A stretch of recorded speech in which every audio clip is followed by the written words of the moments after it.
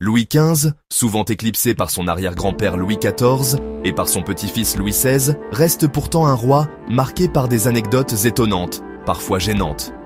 Découvrons ensemble 13 histoires méconnues de l'oublié du château de Versailles. Devenu roi à seulement 5 ans, Louis XV était si timide et maladroit qu'il faisait souvent rire ses courtisans. Louis XV avait la fâcheuse habitude de s'endormir pendant les conseils, parfois même au milieu des affaires d'État. Terrifié par les orages, il se cachait parfois sous son lit, un roi tremblant dans le plus grand château d'Europe. À Versailles, la danse était un art obligatoire, mais Louis XV n'avait pas l'élégance de Louis XIV, et ses faux pas faisaient sourire la cour. Amateur de mets riches, il mangeait parfois jusqu'à l'indigestion, au grand désespoir de ses médecins. Timide puis séducteur maladroit, il multipliait les situations embarrassantes avec ses favorites. Pour échapper à l'étiquette, Louis XV aimait se déguiser en bourgeois et se promener incognito, souvent reconnu immédiatement.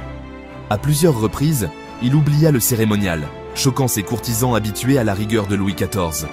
Louis XV n'aimait pas trop se laver, et l'odeur du roi devenait parfois un sujet de moquerie.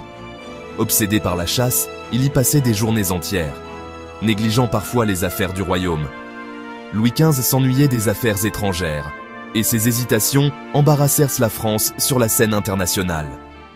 Surnommé le bien-aimé après une maladie, il perdit vite l'affection du peuple à cause de ses excès et de sa distance. Il mourut dans l'indifférence et la gêne, atteint de la variole, son corps rejeté par le peuple de Versailles. Louis XV reste un roi oublié, maladroit et parfois ridicule, mais dont les anecdotes révèlent le contraste entre la grandeur de Versailles et la fragilité humaine. Likez et abonnez-vous.